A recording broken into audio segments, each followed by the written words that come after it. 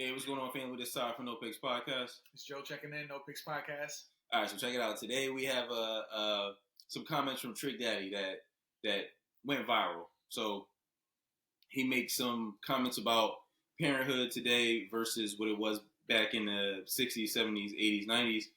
And let's talk about it. Let's talk about whether or not he has a point. All right, let's see. Trick love the kids. You got Trick? Let's see.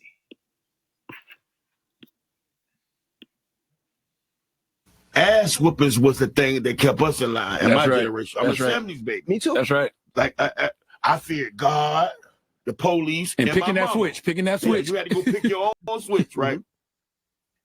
These days, I don't believe kids should be involved the same way we were raised. Stay out of grown people's mouths, stay out of grown people's conversation. I believe that's still the same thing that we need to go on with. The time changed. No, you're changing. Okay. And another thing, I don't think that these women drop the baby off to the man. Oh, you gonna keep my baby? No. What if your baby daddy is not capable of keeping a child? You're endangering his child's life just to say, oh, I made him keep my baby. Second thing, social media. You had a 2-year-old phone. Y'all got a 2-year-old in your family? A 2-year-old get that phone and operate it like a scientist. Yep. I think a child should only have a phone when they're not with their parents in case of emergency. Once your child come home, I think you should turn your phone in because they learn a lot of the bad things on the internet and in that telephone. Well, I do that. I agree with that. I take my 13-year-old phone. They should have no social media. If they're not an actor, if they're not an entertainer, if they're not selling nothing online, they don't need no social media. They don't need none of that. And a lot of these parents are sitting here letting the internet, letting a new quote-unquote culture raise their kids. Babysit their kids, That's absolutely. Right. And when I grew up, ass. Interesting. All right, so, he said a lot. What do you think about what he said, Joe? I didn't know Trick was so traditional with his upbringing of his kids. That's interesting because he's definitely very old school, right? Because with the stuff he was describing, I understood it, but I'm like, that's not how people parent nowadays. No, not at all. Overall, I agree with this message. I've told my daughter, she's going to be 9 in a couple weeks. Good Lord, time flies. But I've told my daughter she's not allowed to have a phone until she gets to high school. I told her no phone, no social media until high school because I'm trying to help and protect you. Right. And of course, she fought me on it, and she still fights me on it. But I don't know. The way I see it is, I didn't have a phone until high school. I didn't get on social media until MySpace was a thing in high school. Facebook was later on in my high school life, but like MySpace was a thing. And I did fine before all of that. But now with social media now, I feel like, I don't know, bro. I don't feel comfortable with kids having access to social media, especially when you're not around to see what they're doing or what they're posting. And there's so many ways that kids can hide apps and hide certain things or make certain apps look like a safe. And then it's like, I don't know, man. There's so many ways for kids to like be sneaky with smartphones or social media now. But overall, my initial reaction is I agree with Trick. I think social media not only is damaging our adults, but our children for sure. So off rip, I agree with him. So I'm gonna say I have more to say, but what did you think about what he said? I agree with what he said, but the emphasis of what I think is kind of like it's not with the social media stuff, but it's more about the parenting, about the switch thing that he mentioned. Like, so now we're up the north, and the switches weren't a thing with us, right? Like your parents just grabbed the belt, a spoon, whatever the hell, right? La chancleta. Yeah, whatever. But so a switch wasn't a thing. I guess that's like more of a southern thing, right? But no, like I think that you have to I think corporal punishment for children is important. Yeah, I think. But in the fact that we went away from that to the point to where if you spank your child now, it's literally a crime and you can go to jail. That's wild. It's wild to me. That is wild. So that's literally the state dictating how you can parent or discipline your child. Right. Where some people think that's perfectly fine to spank your child, and other people think it's the worst thing in the world. But that's before recently. That was individual states. That was an individual household's decision. Now it's mandated by the state. And I think that's kind of crazy. So, like, how about this? How about if I raise my kid to be a scumbag? Because I can't spank him, right? Because if I leave a mark, I go to jail. If my kid is raised to be a scumbag, because he knows that, hey, you know what? Or she knows, hey, you know what? If my dad spanks me, I can go to the cops and he'll go to jail, so he can't spank me, he can't discipline me the way, whatever. And they become a scumbag. Does the state pay for that? Does the state pay for lawyers and shit like that when they become 16, 17, 18, when it's not cute anymore, and it's not funny, and it's not, you know what I mean? Like, does the state pay for that shit? Right. No, they won't. They won't. And I agree with you. I completely agree with you. I feel like, now I don't want to go back to the days when corporal punishment was like a thing. Mm-hmm. We're literally in school. This is why I tell these young men, y'all lucky. Because the stuff that y'all do and say in schools right now, you'd either be dead or you get whooped by the teacher. Because back then, corporal punishment was in fact a thing. Right? So we don't have that anymore. But I do feel like it's one of those things where, like, when we talked about, like, women's issues, where, like, they tried to overcorrect it, and then they went too far.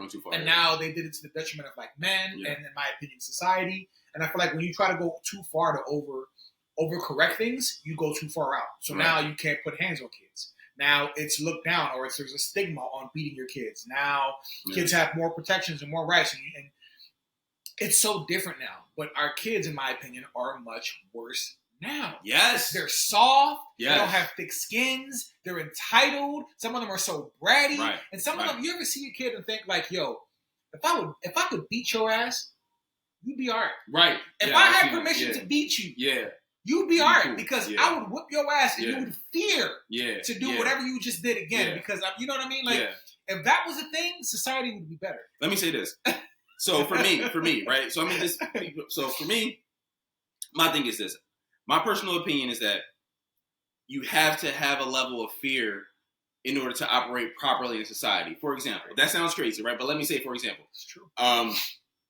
For me, I would act up in school as a kid, right? I was raised by my grandma. I would act up in school as a kid to a point when my teacher started saying, hey, you know what? We about to suspend you. Things that would get back to my grandma, then I would act right. Because I feared the punishment, right?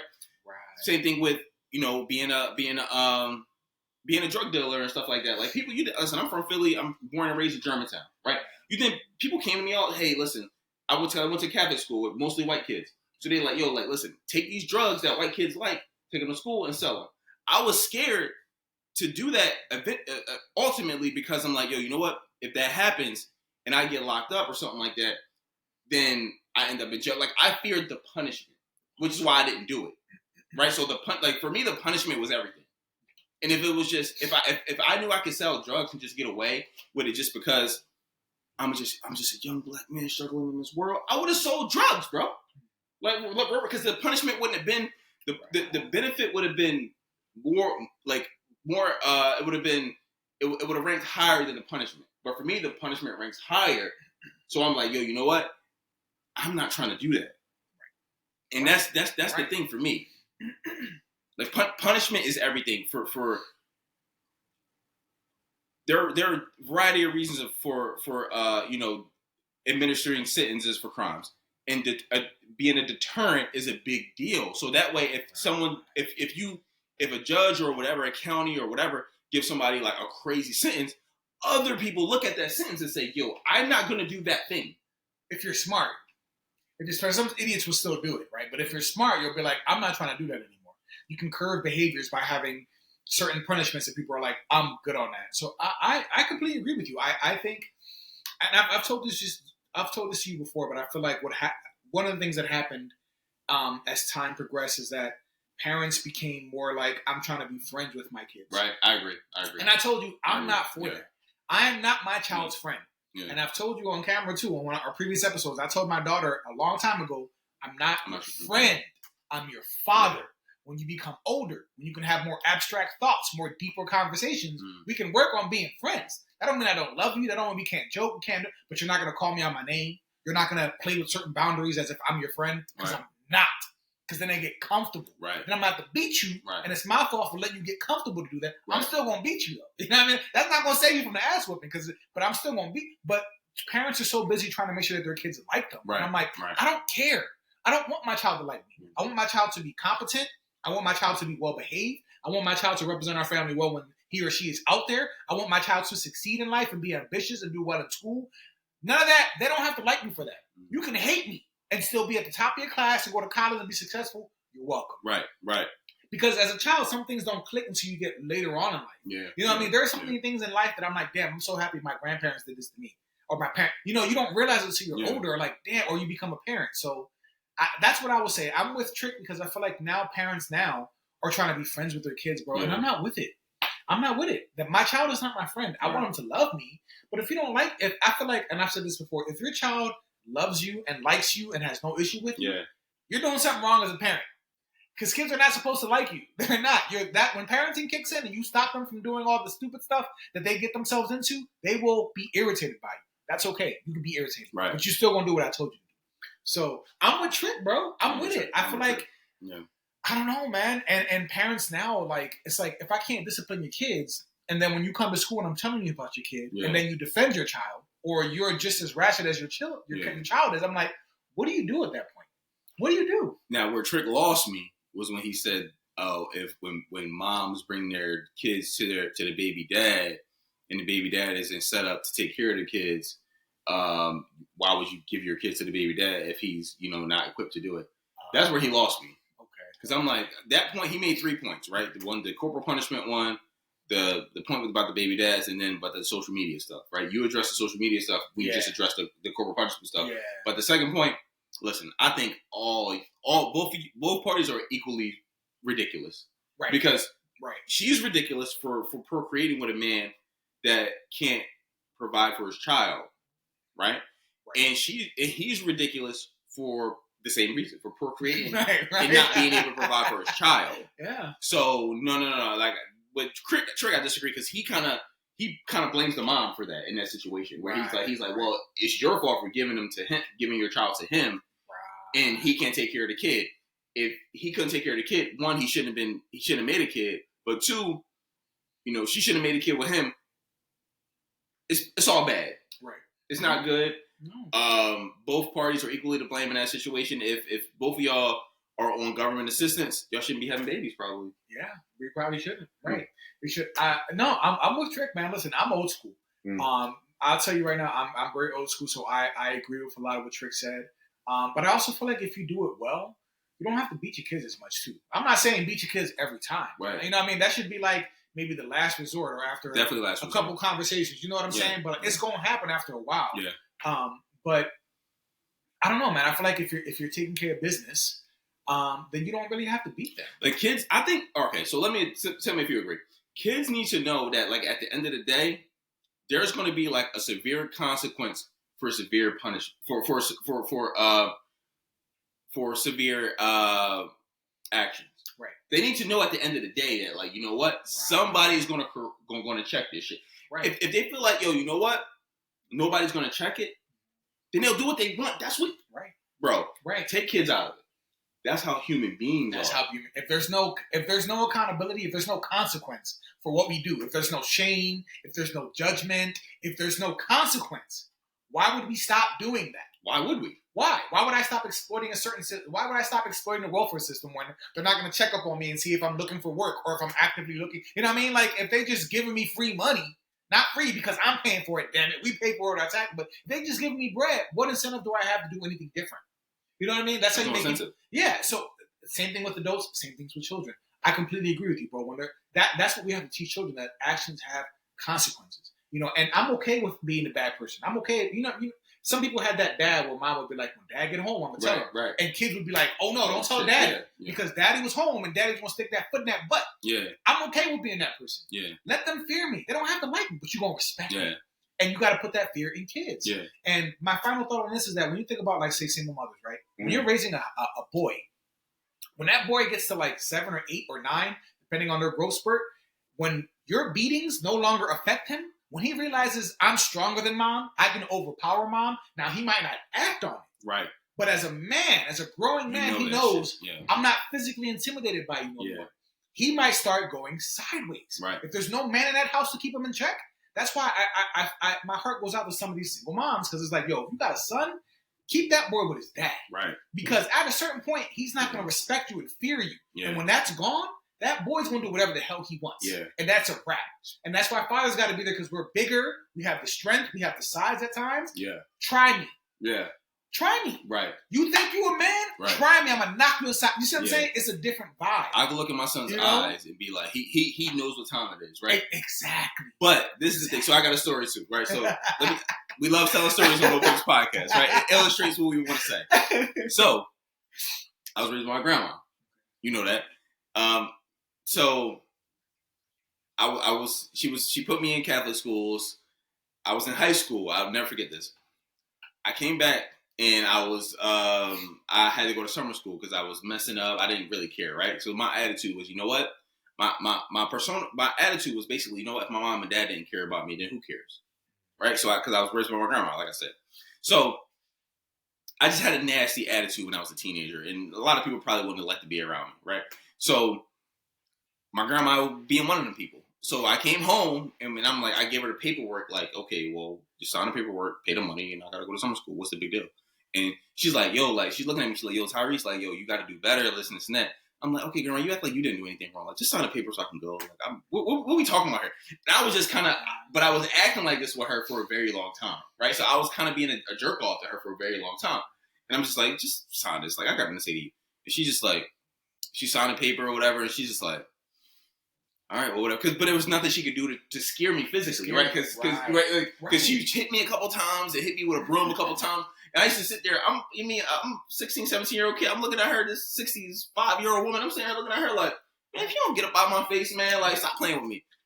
But, so one day, the next day I came home, my uncle Ben was in the house. And I'm coming in the house cocky like I always do. Take my big book bag off. You mean looking for some dinner? Like, what's going on right here? Like, and my Uncle Ben was sitting there waiting. I'm like looking at him like, I knew he was. I'm looking at him like, what's you doing here? And he like, let me talk to you for a second. So we go and we talking. So I'm talking to him, and long story short, some events transpired to where I ended up going to sleep. I ended up waking up. And he's like, are we cool now? And I look at him and I'm like, yeah, we cool. And I look at my grandma, she look at me, I'm like, yeah, we cool. I apologize.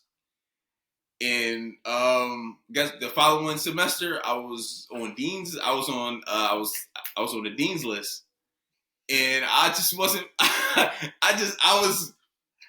just didn't want any problems anymore. It was like there's a physical there's a physical limitation to what I was willing to give up, and it got ugly between me and my uncle. It got ugly. It didn't get ugly for him. It got ugly for me. Right? I'm a 16-year-old kid. He was a 40-plus-year-old man. He put me in my place like that. And I completely understand. And this is part of the problem. Like in schools, I'd say like what's the statistic? 80 or 85% of schools are just white women. Right? There's some diversity, but mostly it's just white women. It's just women all around. And I'm just like, we need more men in these schools because if you had more men, that some of these young growing boys were physically intimidated by, to be like, oh, I know I can't check him. I know he'll probably flip me. I know he'll probably chokehold me. Yeah. Like, I know some people are like, you shouldn't hit kids. Listen, I'm not with that. Life is violent. Life has always been violent. It's about war, conquerors. Life is always violent. Violent is just a part of our nature. So if I have to threaten you with physical violence and instill that fear in your heart for you to act right, I will do that. I don't want to put my hands on you, but I need to let that child know, I will listen, bro. You'll be waking up, looking up, be like, what happened? Like, exactly. Yeah. Like, you know what I mean? Like, without that fear for our young boys, for girls too, but for young boys, man, they need that energy. They need it, yo. They need it. So let's say women watching this, bro, will never understand it, but a man needs that shit, bro. Yeah, like I needed that. Growing up, I needed that. Yeah. I needed that fear of my dad or this masculine figure in my life. Coming into it. You need it, yo. You need it. Or you'll just be crazy. Because you think there's no limits to it. Right. You just think, okay, cool. All these women around, okay, cool. I can do what I want to do because I can conquer her. A 16-year-old boy could conquer a 35-year-old girl, a woman. Yes. No problem at all. Right. Like when you were 16, and was you scared of your teachers? I wasn't scared of my teachers. No, bro. I wasn't scared. Not that you had to be scared of your teachers, but like there needs to be, at the end of the day, there needs to be like, yo, this is the line, you can't cross it. Right. And boys, I can't speak for women. I can't speak for girls or women. Right. But boys need to know that, because if we don't, we'll try to conquer the goddamn world. Imagine tomorrow if all the women in the world, all the other men other than you were gone, they just vanish off the face of the earth. You were trying to conquer the fucking every continent. You would just try to take over and conquer it, because you'd be like, who is there to stop me? Who's gonna stop me? Do you remember that video? And this is a little tangent, but remember that video of the 4 lady cops who couldn't take down the one guy? Right. It was 4 He lady just cops. shook them off. And He he just shook them off. was shaking them off. Yeah. They couldn't restrain them. That's 4 female cops. That's just the difference between men and women biologically. So our young boys, our teenagers, they're stronger. They're still stronger than They're your just moms, stronger, than bro. auntie, than your grandmas. We're just strong. And boys know this. And even if they don't fully understand the extent, they can feel the They strength. can feel it. They feel the strength. They know they're taller, they're bigger. If he's lifting weights or athletic, he's got muscles. Like, boys just know. So you got to have another man, another masculine, an alpha, I'll call him. The alpha in that household to be like, you ain't doing shit in this house. We need it. And some women don't understand. And you don't have to spank your kids all the time. You don't have to spank your kids. We're You not don't have to saying spank your beat kids them at all the time. That when you have that fear in their heart, you don't even have to do that. You can just look your son Give in them the a look. face and just, Give them just. we're going to have a problem. They know. Or not you can do the same thing with a daughter, Yeah. right? But the son needs it. If he doesn't have it, he will look to just conquer, bro. Like, he's just looking around. Like, what can I do? What can I do? Who can I take advantage of? Right. If I wake up tomorrow and every single male was gone, I would take over the goddamn country, bro. It'd be obvious. It would happen slowly, but I'd start getting. You know what I mean? You You got like- the plot, but you already know it's gonna be easy. It's gonna be What light you gonna do to stop me? light work. You know, I got a gun. Okay. If I got a gun too, now what? Now what you gonna do? Right. Yeah, absolutely. I'm with it. I'm with Trick. I'm with you. Like, and this is a shout out, fathers, not of any color, any race. We need y'all. This is why this fatherlessness crisis that we talk about, fatherlessness, it's a thing in America. It could be globally, but we're in America. So speaking for Americas, this fatherlessness is growing. We have the highest percentage of single parent households of all the industrialized nations. Like, it's a problem. And our boys are getting lost behind because the fathers aren't home. We're not going to assume why that's not the case. What we're saying is it's a problem. We have to fix that, because taking out that masculine energy from that household, it completely shifts the dynamic. And if you have a young boy, he knows he's powerful. We know we're powerful at that age. And without anything to restrain that power, we can go crazy. So, I'm with Trick, bro. Maybe we should wrap it up with some final thoughts. But, like, I really appreciate this conversation, because, like, we need this energy for our young boys to shape them and to whoop them into being men. In the biblical sense, fear, right? They always say fear. Fear God, but fear in a respectful sense. It was like a respect for God. That's that fear we have to instill in our children. You fear me, but it's kind of come with respect. Right. But also knowing I'll go crazy on you if you try something stupid. Yeah. Crazy on you. So Machiavelli said, it's better to be feared than loved. Right. I would rather be feared than loved. Right. You ain't gotta like me, but you're gonna respect me. So that said, please chime in. What do you guys think about modern parenting? About what Trick Daddy said? How do you think about, women keeping babies when men don't want them? Because he also touched on that a little bit too. Like, how do you think about kids having social media at young ages? We already have data from Gen Z and Gen Alpha how smartphones and things are affecting our generation, the internet. All that is changing now, right? So parenting has changed. What do you guys think? Chime in, like, subscribe, share, engage. We love when you guys engage. Thank you so much for the support we have so far. We're still on the move. It's a grind, but we're here. We're committed. We're having fun. We love to do this. We gotta do the what's it called? The live. We want to go live. Yeah. Would you guys join us if we go live? We want to just set up live on YouTube and have people come in. We'll pick a topic. You come in and talk with us. Hopefully we'll avoid the trolls, but it's the internet, so trolls are everywhere. But, like, we want to have serious conversations. We'd love to go live. Maybe we'll promote it for like a week in advance and see how many people we get out. But we want to engage with y'all directly too. Like, we love y'all, man. We ain't we're nothing without y'all. We need y'all views. We need your engagement. We understand that you guys are an important part of our growth. So please show love and support. We do want to go live soon. We will. Right. And I guess until next time, right? Until next time. All right, y'all stay safe.